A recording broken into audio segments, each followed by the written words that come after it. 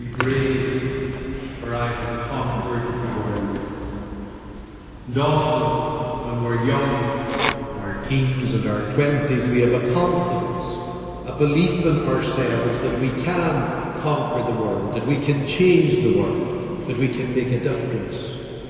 And this in many ways is good, and it's healthy, and it's also true. We can make a difference, we can change the world. However, there is only one condition attached to this. If we want to do what is right and good and change the world for the better, the condition is we can only do it with God.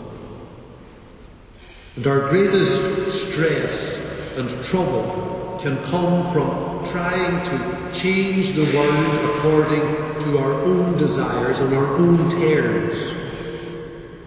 And what do our own terms look like? Well, our own terms are usually focused on ourselves. We are looking inward. We are changing the world for what is in it for me. We're desperately trying to suit ourselves. And when we do this, we are actually thinking that we can make ourselves happy. However, if we stop and if we take time to look at what it looks like if we try to change the world on God's terms, according to God's plan, we discover that often it is almost completely opposite to what it looks like in our own terms. In God's terms, when we try to change the world, to conquer the world, we do it for the good of others, for our families, for our local communities, for our country, for our church, for all of humanity, for God Himself. And if we remain focused on God's terms and God's plan, we are filled with a never-ending energy.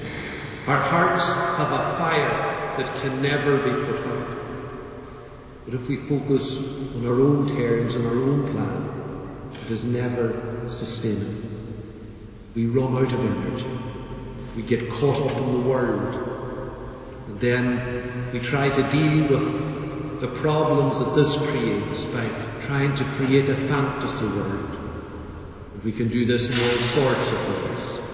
Drinking, drugs, gambling, pornography, materialism. And all of these things we use to try to take us away from reality. We want to avoid reality because deep within us we recognise that we are not working with God's plan for our lives.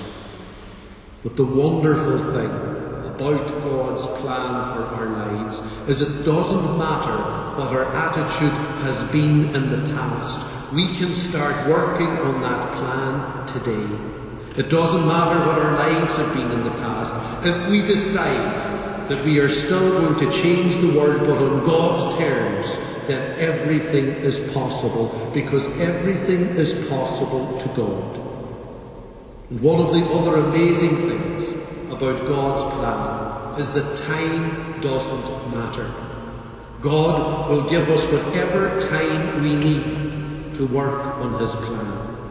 So if you're past your teens and your 20s, don't worry in the least. You can still change the world. You can conquer the world for God, and we can do this right up until the day God calls us home.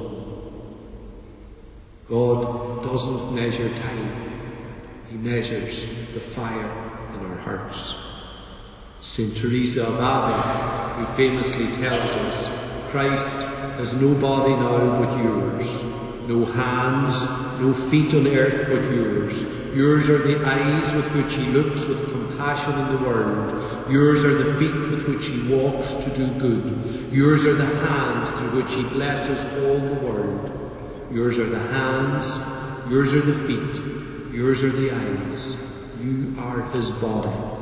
Christ has no body now on earth but yours.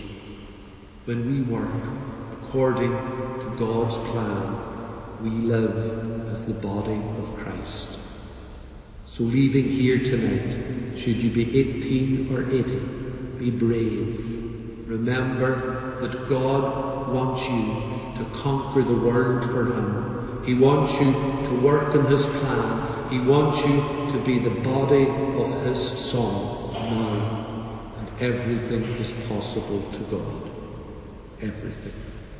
Then this week, as we await and as we prepare for Pentecost Sunday, we open our lives to God's Spirit to lead us in God's way. And we pray, come, Holy Spirit, fill the hearts of your faithful and kindle in them the fire of your love. Send forth your Spirit, and they shall be created, and you will renew